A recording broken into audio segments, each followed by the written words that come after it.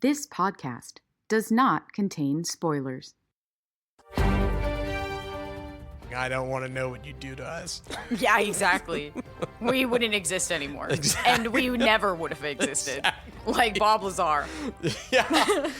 Someone would drive to the house and it'd just be like an empty lot. Yeah. Welcome to Microsodes.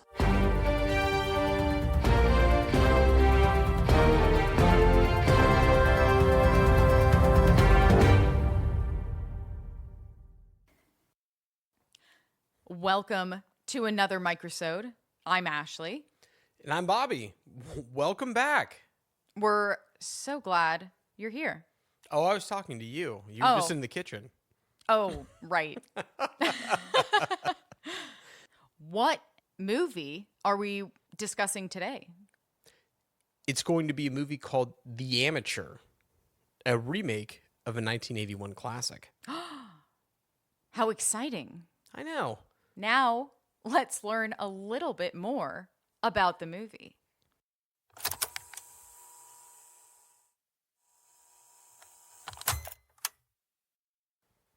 All right. So, once again, we're watching The Amateur, a 1981 remake. It was released on April 11th of this year, 2025. The genres that this movie falls into are spy, action, and thriller. Nice. The rating is PG-13. Okay. It has a runtime of 2 hours and 3 minutes. Quite long. A little bit longer than the movies we've been watching lately. Is this the longest movie we've watched so far? I don't think so. I thought maybe Mickey 17 or even maybe The Electric State. Oh, right. Okay. Maybe one of those, but it's up there. It's a little bit longer than a lot of the ones we've been reviewing lately. So the director... Interesting. So the director's name is James Hawes. Fun fact, he has also directed 2 episodes of Black Mirror. Wow. Yeah, so he directed Hated in the Nation, Season 3, Episode 6, and also Smithereens, Season 5, Episode 2. That's pretty cool. Now, are you ready for those platforms that you can watch it on? Yes. Yes. You can watch it for free on Hulu or Disney Plus. And we've had this conversation multiple times. I'm pretty sure Disney Plus just carries Hulu. So I think if you got Disney Plus, cool. If you got Hulu, cool. You can watch it for free on there. Yeah, if you have either one or Now, both. if you'd like to rent this movie, you can rent it for $3.99 on Amazon Prime Video, or $5.99 for these other platforms that I'm going to say to you right now, which I thought was very weird. I thought they would all be $5.99, but they weren't. Yeah, you know what? Amazon Prime Video might have ads. Oh, okay. Oh, but if you're paying for it. Yeah, you're renting it. Yeah, I don't know. At any rate, If you would like to pay more, these are additional platforms. If you'd like to pay an additional $2, these are the platforms that you can pay an extra $2 on. Google Play Movies and TV, Apple TV Plus, and Fandango at Home. All for $5.99? Those ones were for $5.99. If you want to do the $3.99, once again, it's Amazon Prime Video. And if you have either Disney Plus or Hulu, then you could watch it for free. And if you want to pay $20.96, you can get it from Blockbuster. You cannot get it from Blockbuster. I keep telling everyone that we live in lying. the abandoned Blockbuster. I don't understand why you keep saying that. We can definitely get it. I just have to go into the time machine and go. Yeah, that's why we have a higher price tag, $20.96. That's right. Very specific. Exactly. All right. Well, those are all the movie details. What do we got going on next? Next, we're going to move on over to the trailer. Move on over.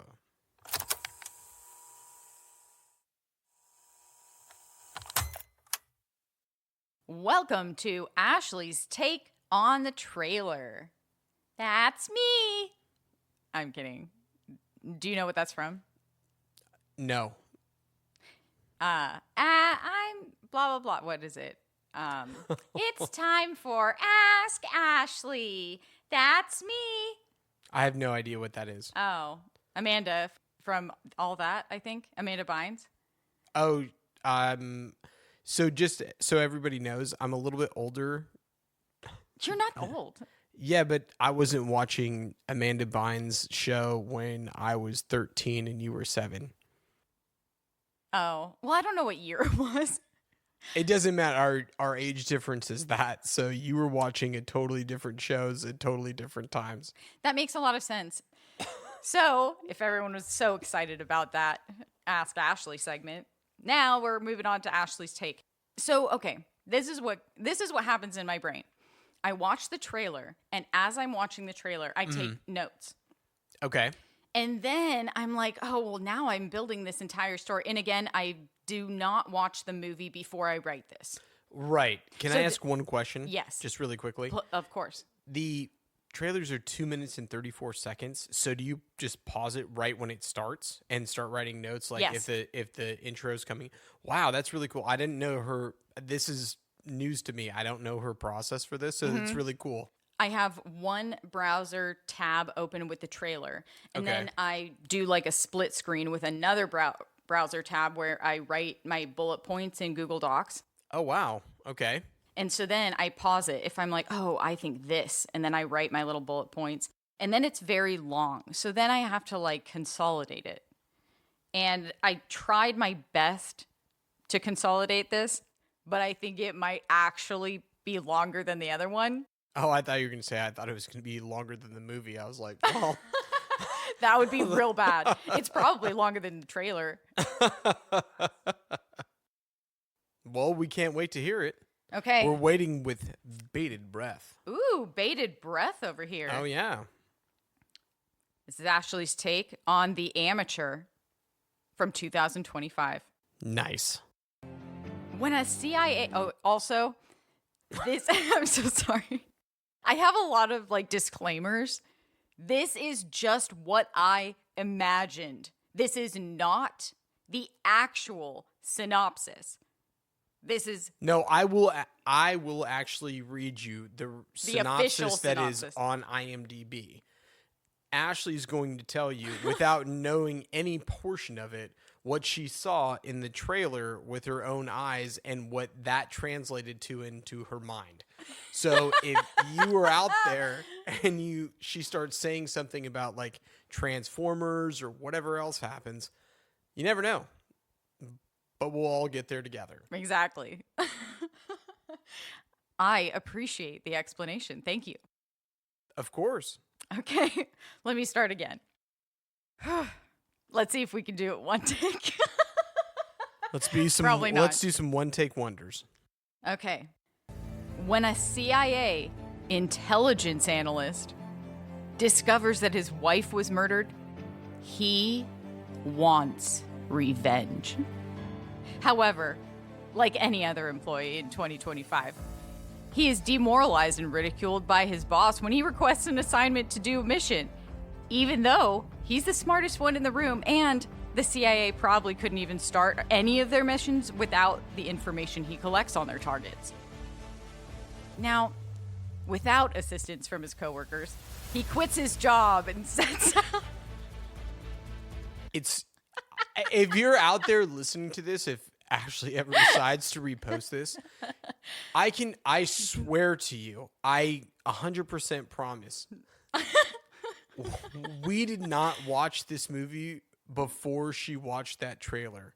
She watched the trailer yesterday and we watched the movie this morning, and I cannot believe what in the world's going on. Also, right before she starts her segments, like Ashley's Table Talks, that's me, or whatever she wants to call it, she needs to put a disclaimer in there that she isn't a Chat GPT monster, because this is like outrageous. Oh my gosh. I have to tell you, I wrote to Chat GPT and I said, you know what? My husband thinks I'm giving you these prompts and you're writing it for me. How can I let the world know? No offense, Chat GPT. And they were like, No offense taken. What you should do is say, Bobby still thinks this is written by ChatGPT, but I'll take that as a compliment. That's what it said? I don't know. It had some other ones too. I can't remember what it was. That was the best thing that it could come up with. These little AIs are in a little bit of trouble. Yeah, I don't even put these anywhere near ChatGPT. No. It is very easy to do that. Oh, please make this more concise. But no, I never do it. Never. Just for you listeners, to make it the most authentic, original experience you could ever imagine. Exactly. Like Macho Man Randy Savage snapping into a Slim Jim. Oh, yeah. Nice. Was that it? It's pretty good. Hell yeah. You got pretty close. So I knew what his catchphrase was. Yeah, he's the same as the Kool-Aid guy. It doesn't make any sense, but it's cool. Aid.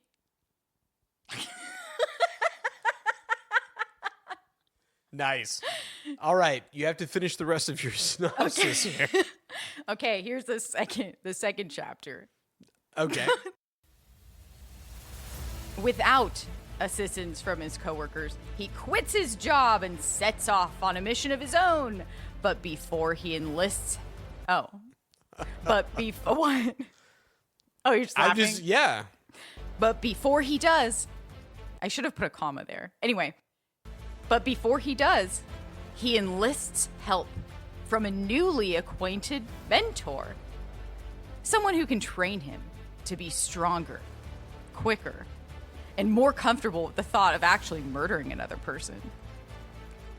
With his limitless intelligence, exceptional critical thinking skills, and adrenaline-fueled desire for retribution, he will outsmart, outwit, and outlast anyone he encounters.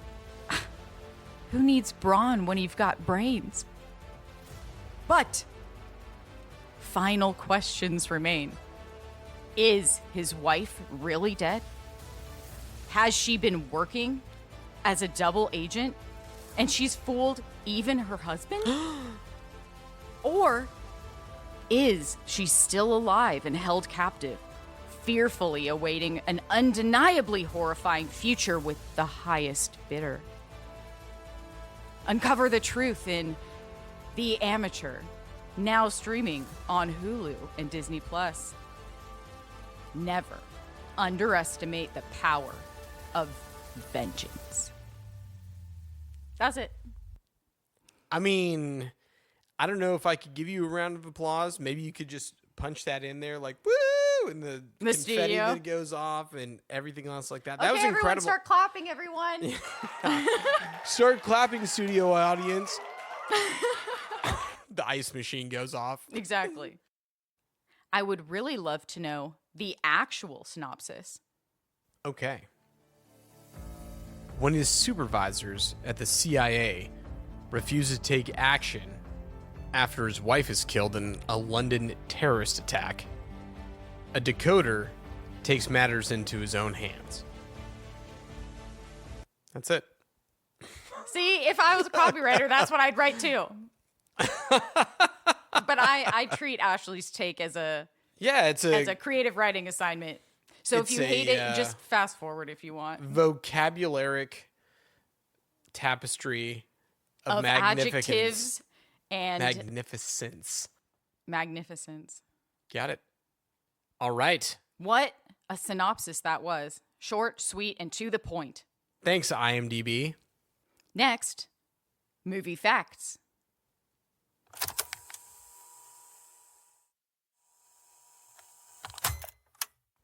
Welcome to Movie Facts With Bobby and Ashley. For my first movie fact, The Amateur movie is adapted from Robert Little's 1981 espionage novel, The Amateur. Whoa. But it wasn't the first movie. They also, the 2025 version is a remake of a 1981 movie called also The Amateur. Mm-hmm. And it was first announced for the remake in 2006. Okay. So it took them 20 years basically to make it? exactly. And they were originally going to cast Hugh Jackman as the main character. Mm-hmm. And I am glad they didn't. I don't think it would have played out the same way at all. Yeah, we wouldn't have been able to believe it. Like, it was like Tom Cruise playing Reacher. Right. Well, I mean, he did play Reacher, and he did a pretty good job in the first one. But yeah, to the Reacher now that's like the series, it doesn't compare because I read all the books and Right. they're incredible. Mm-hmm. Wow. I mean, there's a lot going on there. Yes. Oh, additionally, Mm-hmm. a woman named Marta Keller. Okay. She was one of the actors in the 1981 movie, and she played the florist in Paris in the 2025 movie we just watched. Oh, she's the one that he went and bought all the flowers from and stuff? Yep. Wow. Yeah. So she played. Huh. She was also in the 1981 movie. So That's I thought that kinda was kind cool. of cool. Yeah. Mm-hmm. They get to like give her a little bit of a throwback or a nod to the first movie that she was in. Exactly. And her name is Marthe. Mm-hmm. But I looked at a pronunciation online, and it said Marta. Interesting. I think I'm saying it correctly. Okay. And if I'm not, please let me know. You can email us and or comment and tell me how wrong I am. Or you could send us some free flowers. I mean, she was a florist. Exactly.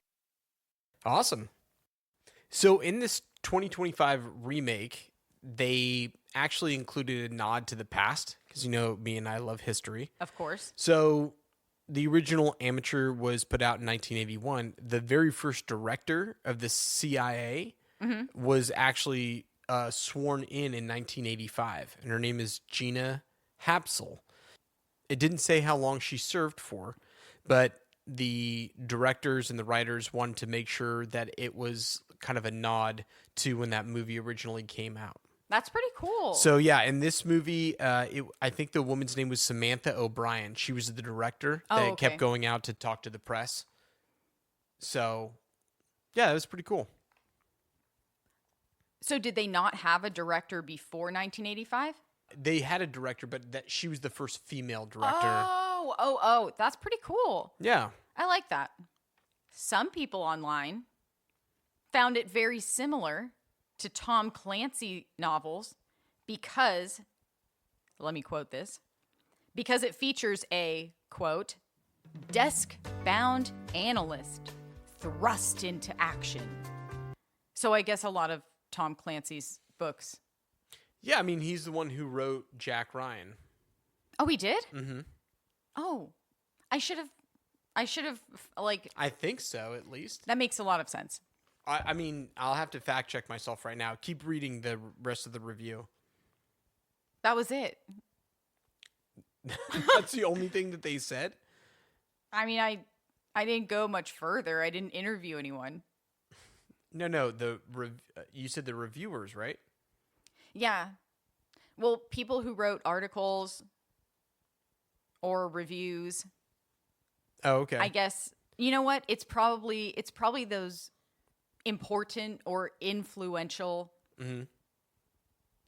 reviewers. You know, Okay. like on Rotten Tomatoes, it's like, oh, the official people's rating. And then, Oh, right. oh, the layperson's rating. Yeah, the layperson. See, that wasn't ChatGPT out there. She just really said layperson in everyday conversation. Well, I didn't know what else to say. I did fact check myself. Tom Clancy did write Jack Ryan.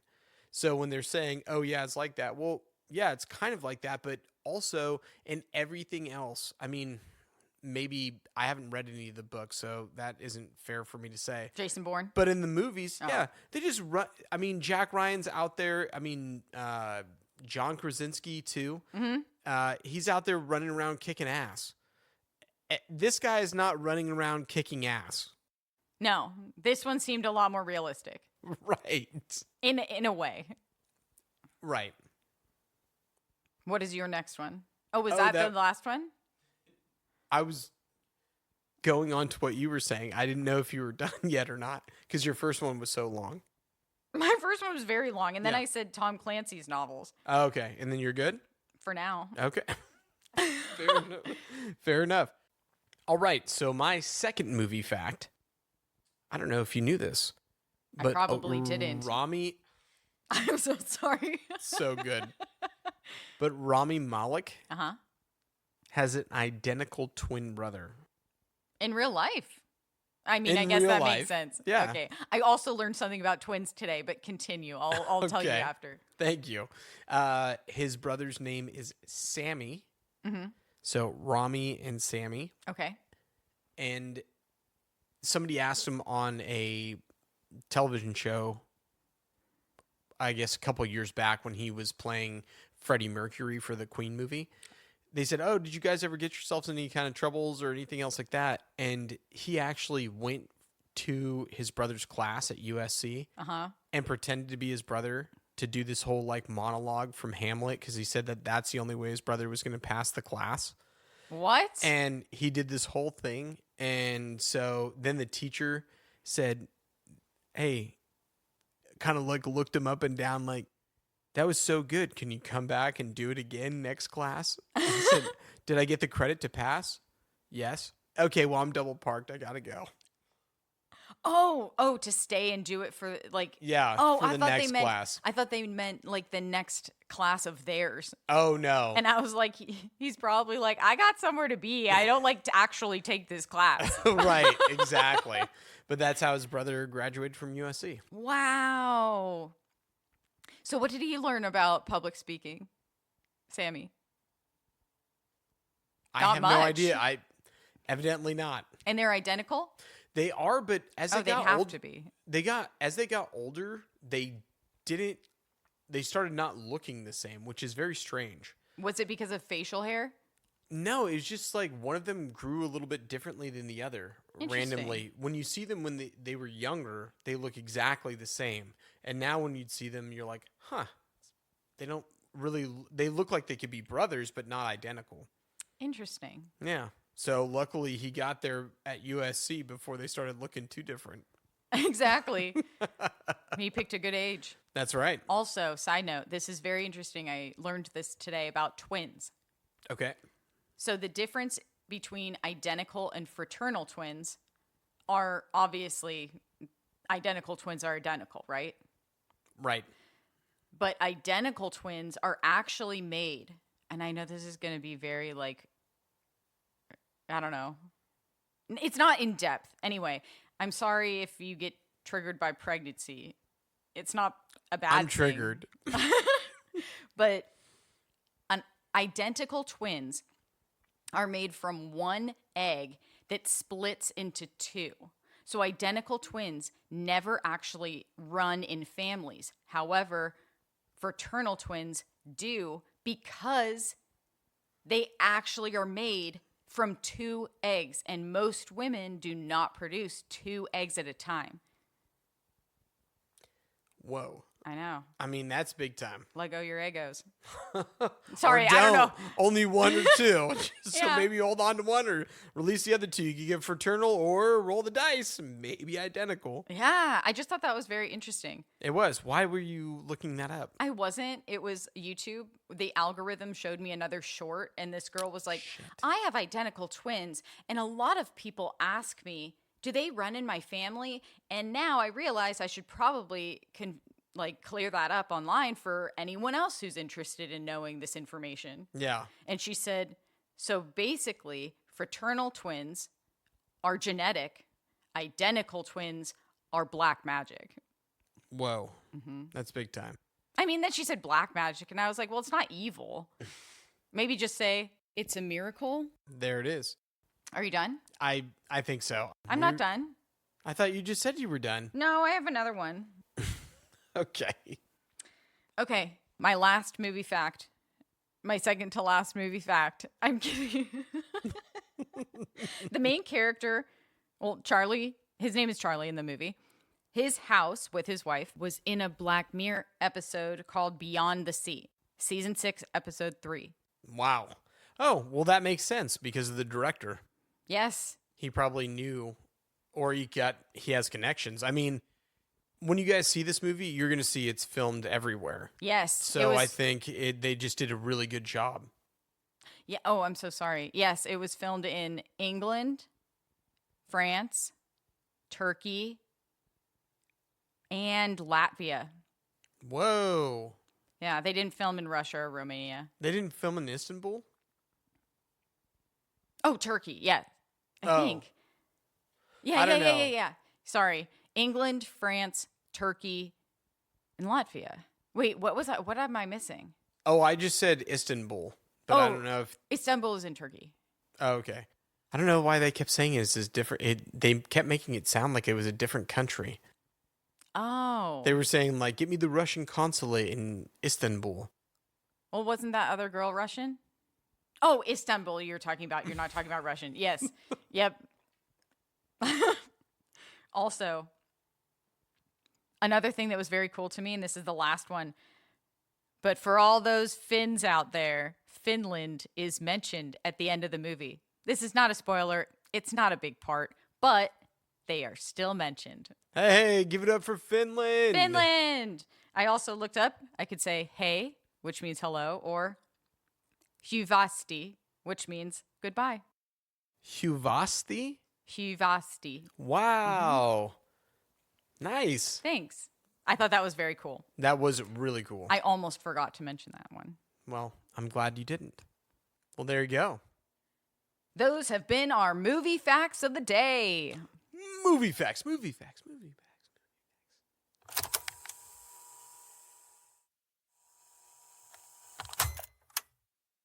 Okay, so we're back with The Amateur. Oh, we never left. We never left. We're back. Like what? We're back in black? Like AC/DC? Back in black. No. I hit the sack. It's been too long. I'm glad to be back. Yeah. Hit the nose. Cut loose from the news that kept me hanging around. Are you ready to dive into the movie I am. review? I am. So I went last time. Do you want to go first this time? I would love to. I wrote everything in bullet points, but I think I wrote it in a way that I would read it. And I can take this out, but I'm just going to read it. I think everything that you write is in bullet points. You've said that multiple times. Because it's difficult for me to read a paragraph I can't You could just say, let me tell you what my notes are. Or you could keep going on with bullet points. I guess that makes sense. You just keep telling everyone, listen, these are what my bullet points say. This is bullet point 1, bullet point 2. Like, okay. Okay. For story, I found the plot to be very engaging and easy to follow, so I really liked the story, and I noticed it didn't jump around to unnecessary plot lines like some of the other movies that we've seen recently, like Electric State or some of the other ones. Yeah, it seemed like it kind of wrapped itself up in all the ways that you were, like an audience would want to. Right. I agree. And even though the story was very clear and like straightforward and I guess linear, we didn't jump around to different timelines. Right. I think it still was engaging. It wasn't boring. No, I wouldn't say that at all. I mean, when you see how somebody else's mind works, I always think that that's a really cool thing. I mean, you know, we've watched Suits and this movie. When you see somebody who almost seems like they're one step ahead of everyone else, yes, it's very interesting to see the way that person views the world. I agree. And that's why I think I liked this movie more than some of the other ones where it's just people that fight. It's like we see a ton of movies with people that fight. Oh, right. Like this guy really used critical thinking skills. Yeah. And like intelligence. Right. It reminded me, I know you've never either seen the movie or played the video game, but it kind of reminded me a little bit of Hitman, because a lot of what you want to try to do in that game is make things look like it's an accident. So a lot of it's like sneaking around And so one of the missions that I remember is you're supposed to serve like poisoned sushi to this mob boss who like loves it. So really what you do is you kind of like sneak through the guards, you knock out the chef, you put on the chef's uniform, and then you do all this stuff, and then you serve it to him, and then you leave. And then that's the whole thing. Is this a video game? Mm-hmm. Oh, okay.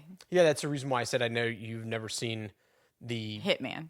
Right. I know you'd never seen the movie or played the video game. But I said one of the video game levels Oh. was that.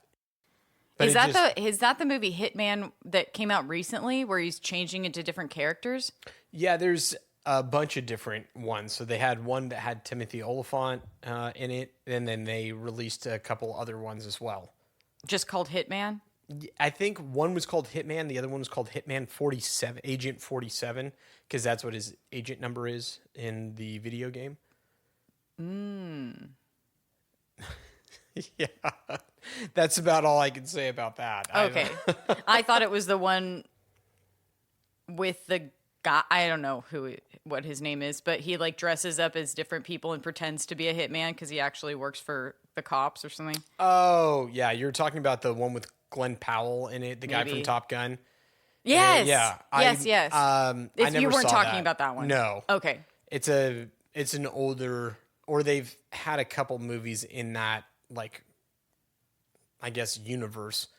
But the first one had Timothy Olyphant on it, in it, and then they had a couple other people play that. But it was a very popular video game. And the whole thing of it is trying to make things look like an accident or doing things where you don't get caught. And so this kind of, the Amateur kind of reminded me of that. Yeah, because you got to think. Creating a bunch of stuff and rewriting programs and doing all kinds of things. Exactly. And using like science and physics for different scenarios. Right. Which was pretty cool. I agree. Do you think he put the intelligence in CIA? Well, it was there before. It was there before he joined. I guess that's true. But you know what? To That's probably what they try to do. You know, they try to recruit the best and the brightest. That makes a lot of sense. So ultimately, I think it was really cool. Yeah, I was kind of on the same wavelength that you were. I thought it was a really, really good story. I've seen it before, right? Jason Bourne, Spy, Mission Impossible, those kinds of movies. Are you talking about Spy with Melissa McCarthy? Yeah. Oh, that was a great one. I know. But that was more funny. Well, oh, you mean Amateur, the basis of it? Well, in the Amateur, he tries to go into field training. In Spy, she goes into field training.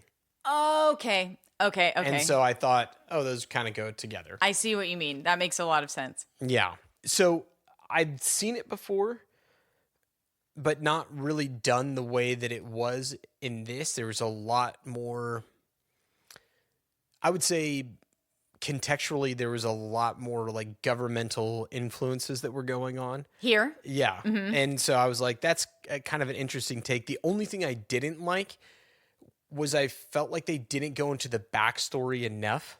I got, the whole premise of it. It's in the preview, so that I'm not ruining anything, but his wife gets killed.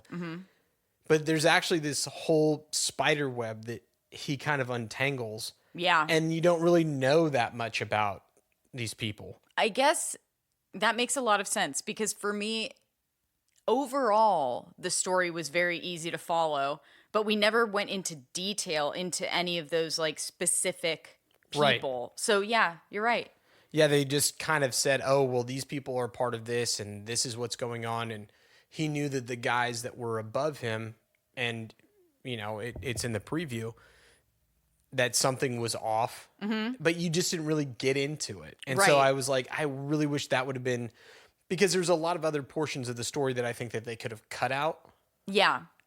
Instead of having it be this whole other thing. And they could have filled that in with a little bit more character development. I think that would have put it over the top for me with the story. I agree. And I guess going back toward the end, I feel like they kind of cut the end short. We had this huge, like, journey or whatever. I don't know. Right. An course. epic. An epic, yeah. And it felt like it just kind of ended. Right. And I know I read this in a viewer review, which I'll probably read later. Nice. But I can't take credit for this. It was another viewer. But they mentioned going into more backstory, which is what you said. Mm-hmm. And also, what if they made it into a limited series instead of a movie? Because then you could go into the backstories. Right. I mean, but there's so many TV shows that are out there like that now. I don't know if that would have really worked. So, something like Jack Ryan, or for me, like Mobland or Andor. You're right. You can't fit it all in there. The backstories might have made the story a little bit more like, yeah, I can't believe they got that guy finally. Mm-hmm. But I feel like you could have done the same thing in the same amount of time and just cut some of the other stuff and filled in a little bit more backstory. And it would have been, you wouldn't need a limited series for it. It would have been just improve the movie a little bit more. That makes sense. And it's easier to sell a movie to an audience, like market it to an audience, because you're right. There are so many limited series. People are probably like, well, I don't want to sit down for a limited series. I want to just one and done this movie. Yeah. And I mean, sometimes you get into a good series, like I said, Andor for me. Mm-hmm. I know that there's like the Firefly Lies, or what's the one that you really like to watch? Oh, the Little Fires Everywhere? Yeah. No. Yeah. Oh, yeah. I just didn't remember what the name of that was. I haven't watched that one in a while. I know, but it was very good. Yeah, you watched it, but it's, you get into things like that, and sometimes you're like, well, that's a huge commitment. It's Andor, the first season, I believe, was 13 episodes. It's like, it's a lot. Right. And so maybe you don't want to commit that much time to something. You just want something quick. Mm-hmm. But I mean, it could go either way. I just feel with a little bit of tweaking to the story, it would have just put it over the top for me. I agree. Awesome. So moving on to acting. Oh, yeah. I think, is it Rami Malek? It is. Rami? Yes. I think he was perfect for the role. Could not agree with you more. Not only the actual performance and the emotion that you could feel from him, but physically, his body language seemed to really emulate the character Charlie. Oh, yeah, definitely. It just, that's not to, if you're in CIA intelligence out there, I'm not trying to throw any shade at you guys. It's just in your mind, as just an everyday American, you would imagine that somebody who works in the CIA intelligence wouldn't be jacked like Thor. Yeah. I'm not expecting him Jacked to look, Ryan. Exactly. I don't expect Jacked Ryan to come flying in through the door after he's been analyzing, what people are drinking in Mogadishu. But it's just very interesting, because I completely agree with you. It's just it was very believable. Yes, he really personified the character. Mm-hmm. And I feel like you could feel the grief he had. Oh, yeah. And you could feel the numbness in certain instances. It's like that negative space of emotion where he felt numb. Yeah. Because he probably, in his brain, turned his brain off to feeling sad. Right. And focused all of his energy in that moment. Exactly. To revenge. Yeah. And just he just became a single purpose person, and everything else was just going to be in the purview until he accomplished that goal. Yes. Yeah. I could not agree with you more. And I think everyone else, all of the supporting characters or supporting actors, did a great job. They were all very believable. I don't think there was one that made me feel like they shouldn't be there. Right. I agree. For acting, I put no notes from me. Wow. I said the actors were perfectly cast. Mm-hmm. But selfishly, just a little bit, I'm a huge John Bernthal fan because he's the Punisher and he's just been in so many incredible movies. Uh-huh. I really appreciate him as an actor. it almost seemed like he was a little bit of an afterthought. And Yes. that would be the only thing, that would be my only critique, because I think everybody else was perfectly cast.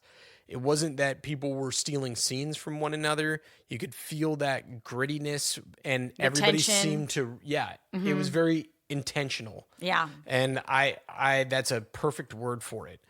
But I'm a huge fan of John Bernthal, so I was just like, I really Yes. wish it just a little bit more. And I don't think it's specifically a spoiler, but John Bernthal, he was in the trailer, I think twice, or was it just once? I haven't seen it in a while, so I would have to rely on you. At least once we saw him in the trailer. Okay. And so, yeah, you're right. I expected a bigger part. Yeah, this isn't going to spoil the movie, but he's only in basically like maybe two to three scenes. Maybe, yeah. And that doesn't say anything about the acting. It doesn't say anything about the story. It Doesn't say anything about how he interacts with the story either. Right. So I was just saying selfishly, I kind of enjoy him as an actor, and when I hear his name attached to projects, it makes me a little bit more interested in it. Well, also like seeing him, you see him at the very beginning of the movie. So I feel like throughout the movie, we were kind of waiting to see him again, and it took forever before we saw him again. Yeah, exactly. But those were my notes on acting, because I really thought that they did an incredible job. Like I said, there wasn't a whole lot of wastefulness in there. Agreed. You want to head over to writing and dialogue? Just drive your little amateur car over there. Drive my, I don't know. Never mind. Fly your airplane. Stay out of the clouds. Stay out of the clouds. Okay. So this might sound weird, but the writing felt, and this is a really weird word to use, but it felt clean. Like detailed without being confusing. Okay. I think in the immortal words of the song from the 90s, how bizarre, how bizarre. Okay, can you explain that? Elaborate on a little bit more? It felt like when we heard anyone talking about something, it was very detailed, but it was clear. It wasn't like word salad.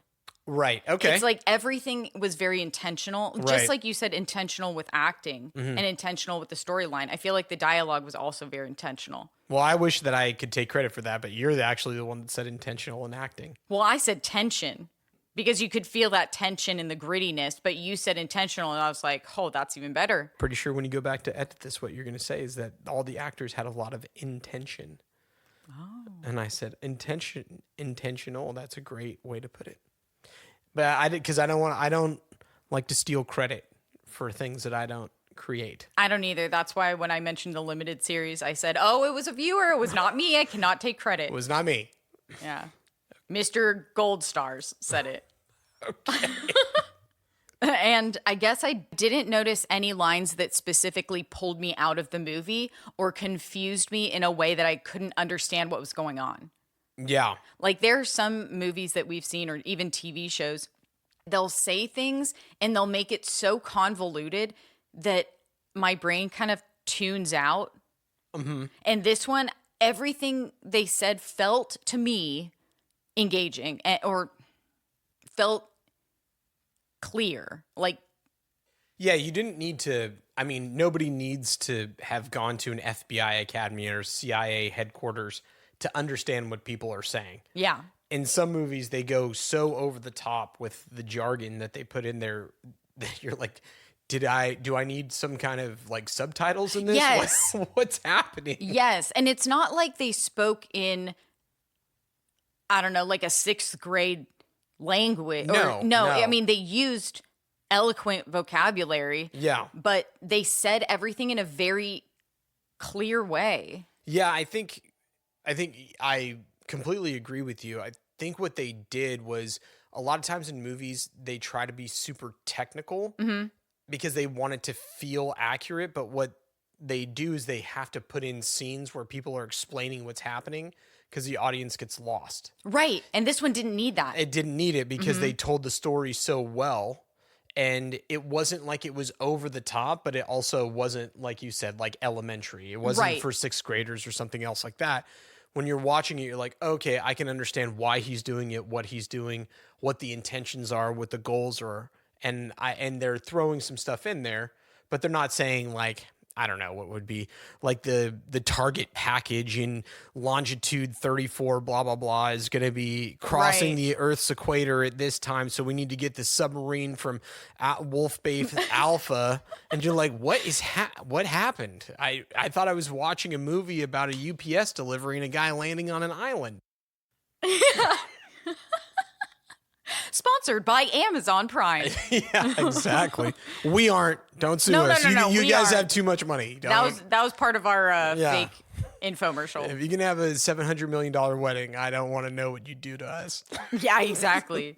We wouldn't exist anymore. Exactly. And we never would have existed. Like Bob Lazar. Yeah. Someone would drive to the house and it'd just be like an empty lot. Yeah. Did you want to add anything else to that? I think you said it very well. Oh, okay. Once again, we're pretty much in line with this. I wrote that it was superb. There was a lot of lines that hit home with maybe some of the clandestine agencies that are out there that they went through and kind of mentioned in this movie. And as you're watching it from a civilian standpoint, you're like, maybe there's something to this. And so I thought they did a really good job of not overstating things, but trying to bring a story, a bunch of people, a bunch of coworkers together. Mm-hmm. And so I thought the writing and dialogue was excellent. Uh-oh. That was very veiled. Yeah, if you want me to say what I really wrote down, I said it was superb. A lot of the lines hit home with the clandestine agencies that are supposed to protect us. But there's a very endearing scene that talks about dealing with silence with someone that is gone that really hit home for me as well. Mm-hmm. You know, it reminds me of Andor, and it reminds me of a bunch of other movies that we've talked about, Unfrosted, where people are alluding to what's going on in the current state of our world. And so Yes. I think a lot of the writing and dialogue hit a lot of those points for me with the Timeliness. timeliness of the release of the movie. And then additionally, I think what you see, what kind of media you consume via like all different kinds of things. This isn't a political podcast, so I'm not going to get into any of that. It's just a lot of the writing and dialogue seemed very poignant and I guess apropos for our times.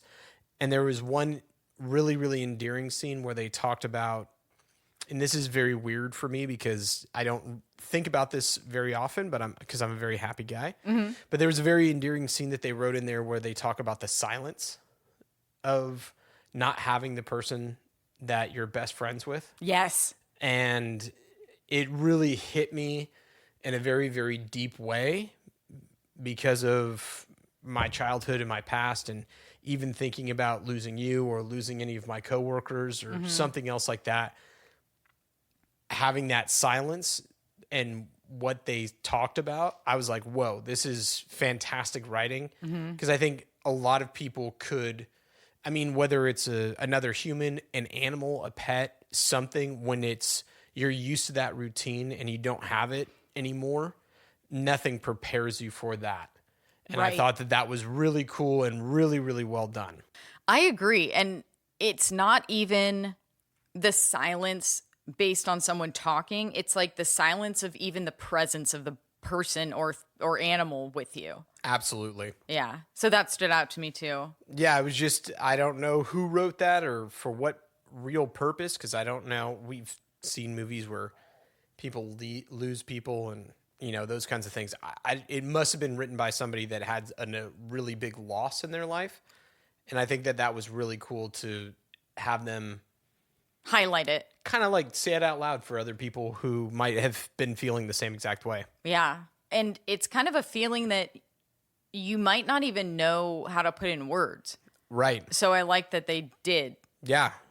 So kudos to whoever wrote the script and the dialogue, because you did an excellent job. So kudos and a Snicker bar for you. Oh, kudos and Snickers. What did you? Kudos to those writers. Very well done. Kudos to those writers. And what did you think about the direction and visuals? I put A+. You're probably going to be like, wow, he must have really liked this movie. I did. A lot of different things for you to see, a lot of different sets. Nothing was stagnant or like stale. They were constantly moving to different places. Yeah. And I think that goes back to what you were talking about with where they were filming it. Yes. And so for that reason, I thought there was very, very limited CGI. Yeah. A lot of it was just, kind of that you get that Jason Bourne kind of feeling to things where it's right up in your face. It's very gritty. It's right there. Everything that he was doing seemed plausible. Yes. So it wasn't over the top. Yes. And I really, really enjoyed it from, like I said, from the moment it started. I think usually Ashley and I sit and talk for probably like an hour in between movies. Yeah. For this, I think we might have paused the movie for maybe 7 to 8 minutes. Yeah. Because we were just because we were just so engaged. There's so much for you to see, and it doesn't feel stagnant or stale. So I loved not only the direction, because I felt like the story was very linear and fluid, and I understood what was going on, but also the visuals, and knowing that I wasn't going to see the same thing more than once. Exactly.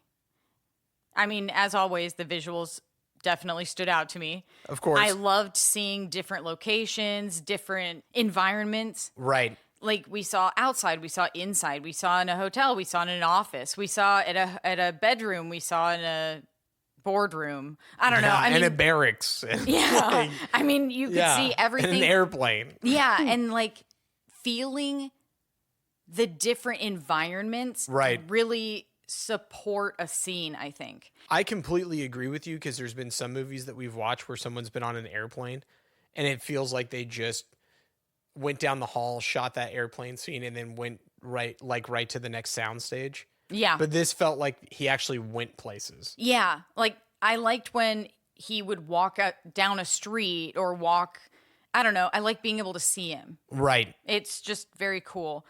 And I noticed that each scene not only was visually appealing, yeah, but the lighting and the costumes and the coloration of each scene really represented the emotion. Like when he was with his wife, it was bright. And then when she wasn't there anymore, the flowers died and everything looked very like muted. Right. And then when his sunshine went away. Yeah. Oh, that's so sad. Sorry. It shouldn't. We're supposed to be an uplifting podcast. Sorry for the insightfulness today, I suppose. Well, I also noticed that, like, the wardrobe, it's like they paid attention to even the smallest details. And his clothing also seemed to reinforce his sadness or like feelings of invisibility. Right. Because specifically he was in a therapist's office and the couch was navy blue and he was wearing all navy blue. Yeah. Or he and another character were sitting like on a beach and there was some kind of wall or fence behind them and their sweaters or jackets or shirts, I can't remember what they were wearing, but they were all that rust color, like that burnt ochre. So it was like you could see how specific the art direction was too. Right. So I really like that. That's awesome. And the practical effects looked great. Yeah. They seemed very realistic. And there's specifically a scene where someone has scratches on their neck and it looked so real. Yeah. And they did a great job with the continuity with it as well, because they kept like fading as the movie was going along. Yes. So whoever was in charge of that, Another Excellent job. kudos bar to you. Kudos to you. Yeah. What kind of kudos? The peanut butter chocolate? Peanut butter chocolate or the cookies and cream? I don't think I ever had the cookies and cream. It was aces. I had the peanut butter, and then I feel like there was also mint chocolate or something. Yeah. I don't know. Never mind. Well, no, listen, that's from our childhood. Do they still make those anymore? I don't think so. Oh, really? Maybe because they marketed them as granola bars. Maybe they marketed them for breakfast, I think. Yeah. It's a healthy snack covered in chocolate and dipped in more. Double fried. Double fried, double frosted. Yeah, exactly.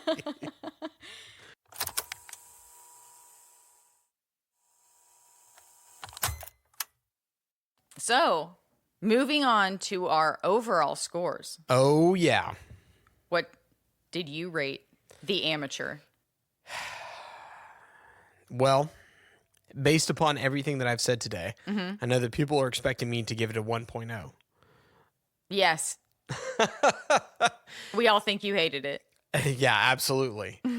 No, I rated it a 4.8 out of 5. Wow. I thought it's one of the best, even with the concept being something that I've seen multiple times. It was just done so well. It just reminded me of the first time that I'd ever seen Jason Bourne. And I think that all the components came together and they made a beautiful story. And like I said, the only thing that I would have changed, it would have given it a 5.0. I think if there was more character development or and background, backstory. yeah, about the bad guys and kind of what happened at the end. Yeah. But outside of that, I don't have very many notes for this. I think it was incredible. They did an excellent job. I agree. I gave it a 4.5. Okay. And I thought the movie excelled in every category, but the ending just left me unsatisfied. Yeah. It's wanted like a little bit more. Yeah. It was weird. Like maybe a more in-depth look at the aftermath of everything that happened. Like I kind of want to know what happened after. Yeah, it's interesting because they always talk about, in sports, they always say, oh, it's always about the journey, not the end. Mm-hmm. And so I felt like maybe that's a little bit of what you're feeling. Like it was a long journey getting from that to where he ended up. And it would have been more rewarding, I guess, for an audience to feel like there was a little bit more. Right. And I think it was specifically because he had such a big motive. Right. Like if his motive was finding treasure at the end of a rainbow or in like, finding Trevor and I think I've seen treasure. that movie. Is it called Leprechaun? The leprechaun child. No, I'm kidding. Thanks. But I think if he had more casual reasoning, the end could have been short. But because it was such an impactful reason why he went on this journey, Right. I feel like I just wanted a little bit more in the after. I can totally see that. Mm-hmm. For me, one of the best movies we've seen in quite some time. So Yeah. we've actually been doing a pretty good job of picking out some pretty good movies. Hopefully you guys out there are really enjoying it. Yeah. I'd say I would recommend it to anyone who likes Jack Ryan, Reacher. Yes, definitely. I would say this is, for me, I would highly recommend anybody see it. I don't know if it's a repeat watcher. I don't know Right. if you would watch it multiple times. Like, I know your dad loves Reacher, and so I'm sure he's seen the seasons like 4 or 5 times. I don't know if you need to watch this movie 4 or 5 times, but if somebody hadn't seen it and it was playing at their house, I wouldn't tell them to turn it off. Right. So I think that's always a good start for me. I agree.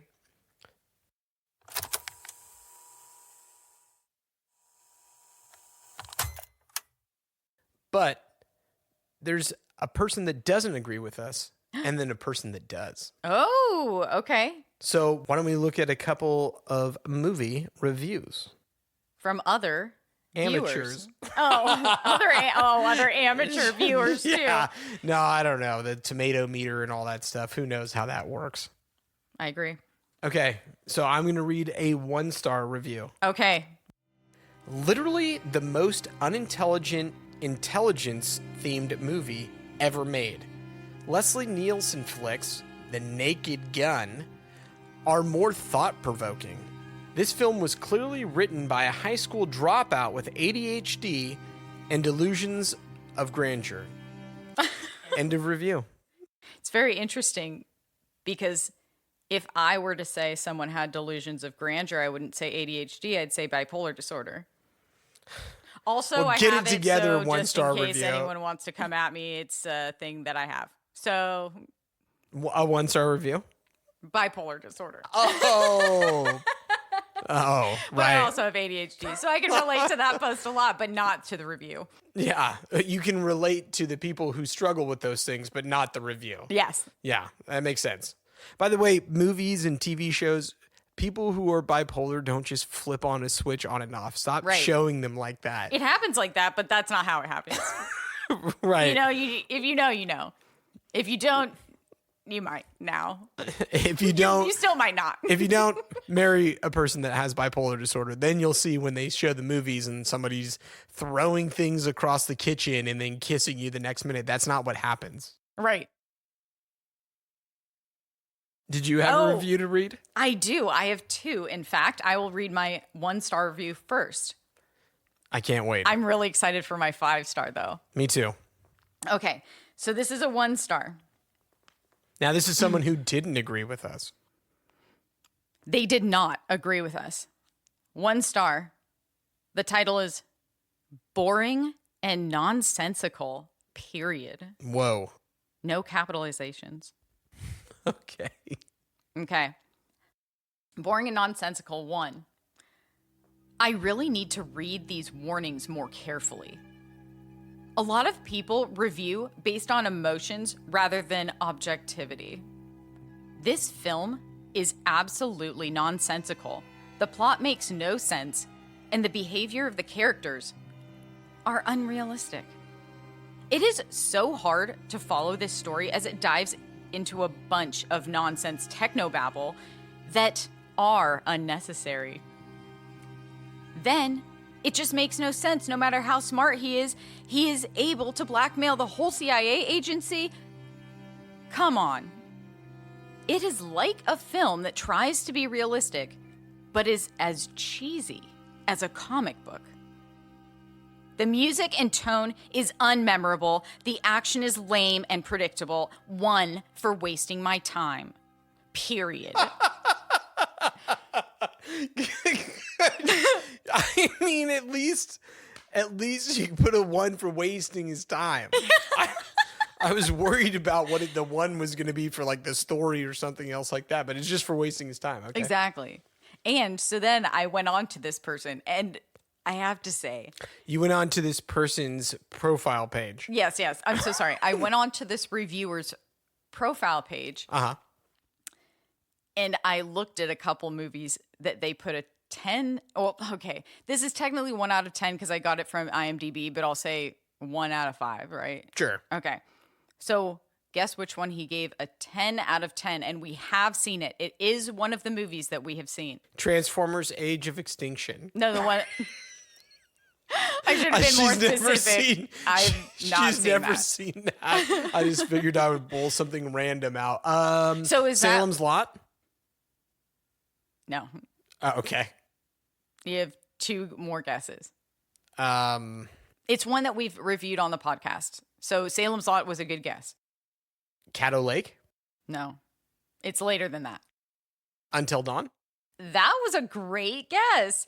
But no, it was The Electric State. He gave it a 10 out of 10? He gave it a 10 out of 10, but he gave this one a 1 out of 10. What? I mean, for someone to say that comic books are lame, I just... Also, this did not feel like a comic book story at all. It felt like it felt a lot more realistic than half of the movies. I mean, The Electric State, what was he expecting? Well, I mean, he said nonsensical multiple times throughout the whole thing. Maybe that's the only big word he knows. That's it. So the technical jargon, what technical jargon? Right. What was it that was overwhelming that you couldn't understand? A person was using his phone and technology to hack into cameras and change things. Right. Oh my God. They didn't explain it. They just did it. Right. Like if the guy said, "Oh yeah, I'm going to hack into the mainframe," and he's talking like one of the guys from Mission Impossible. I get it, Right. but that's, I don't know. Everybody has their own opinion, and so that is that person's opinion. I wouldn't agree, but here we are. Okay, so now you have another review. I do. Now, this person agrees with us. This is a 5-star review. What a great movie. Great acting, great plot. It was captivating from the beginning to the very end. It was stimulating and refreshing. Unexpected twists and turns, but not too many. A great spy thriller. My husband and I both really enjoyed this movie. End of review. That was so nice. Yeah. Very sweet and very, pretty concise. Yeah, and they gave really a good explanation. Highlighted a couple different things. I completely agree. I am so ready for my final review. I hope it just says 5 stars. This movie rocks. Rocks my socks off. Exactly. Here is a viewer review, 10 out of 10 or 5 out of 5. The title is, I never took out my phone. Whoa. I know. Now, you ready? Yes. I had to put my phone down. So, yes, I know. Faux pas. But seriously, it didn't happen the entire time. But this really is a big deal because of my ADHD. Oh, yes! Nice. I thought you were going to say because he was a doctor or something. He's like on call. It's the only one. I turned my phone off when I was on call. Yeah. Okay. Honestly, this is the first movie I've been to in theaters where my phone stayed in my pocket the entire time. I was 100% entertained. I wish the wife had a tad more character development at the beginning, but she was given some more as the time went on. But you knew from the start, Charlie's wife was his 100% everything. Absolutely. This isn't Jason Bourne. There won't be sequels. This isn't a franchise. I mean, there really wasn't good music. But this movie has everything that you're looking for everything you're looking for in a low to mid-budget action drama light suspense movie. I don't know why they said that, so I might just take that part out. I think it's an ADHD thing. But this movie has everything you're looking for in an action drama light suspense movie. Huh, light suspense. Okay. I will be watching this movie at least once a year. Probably buying it on Amazon when it comes out. I'm still in shock I never took my phone out. Maybe you won't take your phone out either. Hollywood, please make more of these types of movies. We are here and we're asking for them! Exclamation, exclamation. That was it. End of review? End of review. First of all, fantastic review. Just to throw it out there, don't take out your phones during a movie unless you're a doctor or there's some kind of emergency. That is so rude. I agree. The rudest thing. I mean, they used to have the commercials the dancing people, or no, the dancing. Let's all go to the lobby. Movies. Let's all go to the lobby. Let's all go to the lobby and buy ourselves some snacks. Meow, meow. But also silence your cell phones. Yeah, or this. What did this one say? It said, "Oh, we just saw a movie the other day. We'll be talking about it later." But anyway, we went to a theater. It was we saw Weapons. And we will be doing 1,000,000%. We'll be doing a podcast on that. Yes, and we will not be spoiling the ending. We are not saying anything about anything because that's exactly how we went into the movie. We saw previews and we're like, "What the heck is going on?" Yeah, and then we went and saw it, and we still think, "What the heck is going on?" Yeah, we saw Weapons, and you'll have to see if we liked it or not. That's true. But while we were in there, they said, "Silence your mouths or whatever it said. Didn't it say like, be quiet, don't talk? Said, shut your mouth and know your role. No, it gives you a warning at the beginning of every movie. Please silence your cell phones. Don't record. Please don't talk. So I understand that you have ADHD and I understand that there's certain things that you can't control. Maybe just leave your phone in the car. Oh, I agree. Because if you pull out your phone in the middle of a movie, it's just I guess it's a big faux pas. I mean, that's the beginning. Yes, I know, faux pas.